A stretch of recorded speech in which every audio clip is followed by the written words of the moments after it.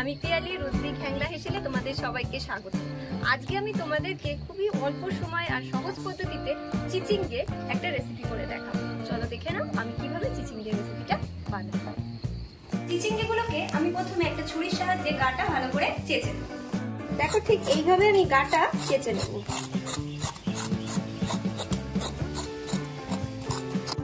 দেখো আমার সবকটা চিচিঙ্গেরই গা এইভাবে চাচা হয়ে গেছে। এবার আমি চিচিঙ্গিগুলোকে ভালো করে জল দিয়ে ধুয়ে নেব। দেখো এবার চিচিঙ্গিগুলোকে এইভাবে আমি কেটে নিচ্ছি, মাথাটা আর শেষ ভাগটা এইভাবে কেটে নিলাম, নিয়ে লম্বা করে এইভাবে আমি চিড়ে নিচ্ছি। এই যে দেখো আমার ভেতরে এগুলো কচি দানা, তাই আমি এগুলো ফেলবো না। যদি একটু বুড়ো টাইপের দানা হয় তাহলে তোমরা ফেলে দেবে। এইভাবে ডুমো করে আমি কেটে নিচ্ছি।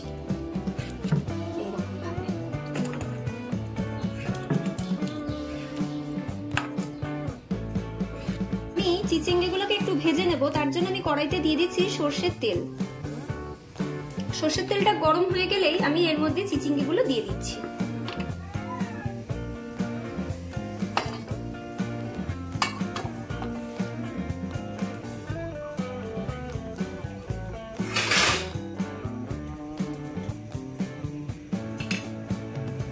এবার আমি এর মধ্যে দিয়ে দিচ্ছি কেটে রাখা চিচিঙ্গিগুলো।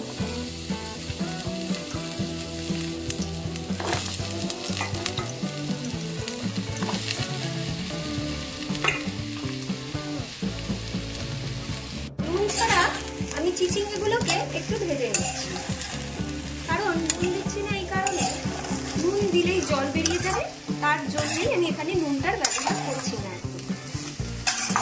চিচিঙ্গিটা ভাজা হতে হতে আমি একটা মশলা বেটে নিচ্ছি। তার জন্য আমি একটা মিক্সির বোলের মধ্যে দুটো কাঁচা লঙ্কা, অল্প কটা কাজু বাদাম, আর সব থেকে মেন জিনিস হলো একটু তিল আর চালমগজ।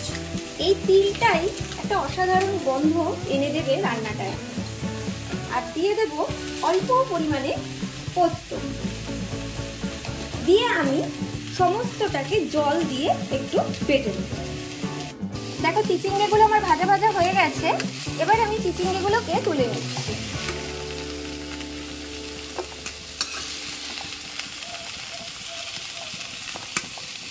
ওই কড়াইয়ের মধ্যেই আমি আরেকটু সর্ষের তেল নিয়ে নিচ্ছি।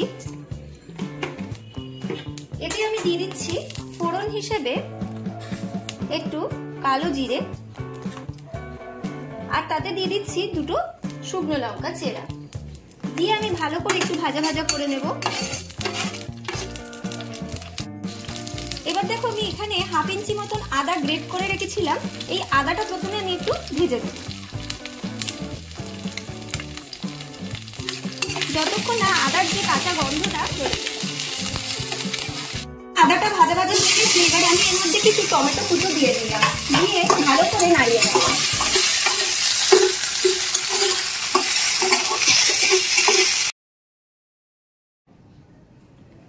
এবার আমি এর মধ্যে দিয়ে দিচ্ছি অল্প পরিমাণে নুন আর হলুদের গুঁড়ো। হলুদের গুঁড়ো আর নুন দিয়ে আমি ভালো করে কষিয়ে নেব।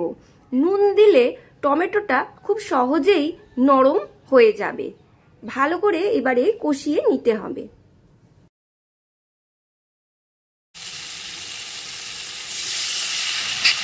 আমি এবার এর মধ্যে অল্প সামান্য একটু জল দিয়ে কষিয়ে নেব, যাতে মশলাটা পুড়ে না যায়।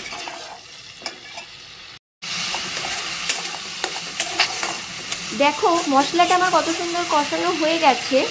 এবার আমি এর মধ্যে ভেজে রাখা চিচিঙ্গিগুলো দিয়ে দিলাম, দিয়ে মশলাটার সাথে ভালো করে কষিয়ে নেব চিচিঙ্গিগুলোকে।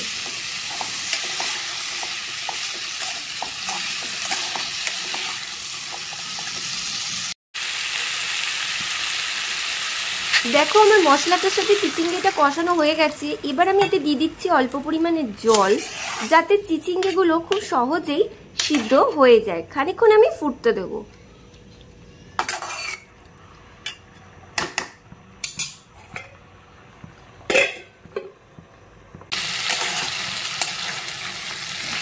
দেখো আমার চিচিঙ্গিগুলো গলে গেছে। এবার আমার বেটে রাখা যে মশলাটা ছিল সেই মশলাটা আমি এতে অ্যাড করে দিচ্ছি।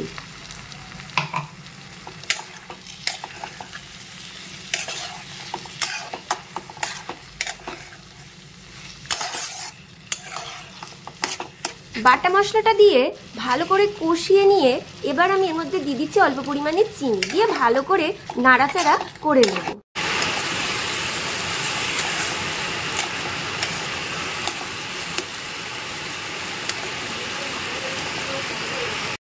দেখো বন্ধুরা, আমার চিচিঙ্গের এই রেসিপিটা হয়ে গেছে। এবার আমি একটু সার্ভ করে নিচ্ছি।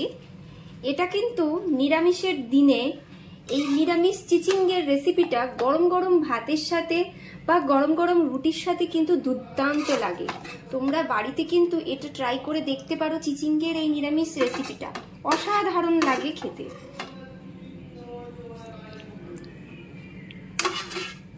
আমার তো তাহলে দেখলেই নিরামিষের চিচিঙ্গের রেসিপিটা আমি কিভাবে বানিয়ে নিলাম। তোমরাও নিরামিষের দিনে এই চিচিঙ্গের রেসিপিটা বানিয়ে নিও। আশা করি গরম গরম ভাতের সাথে দারুণ লাগবে খেতে।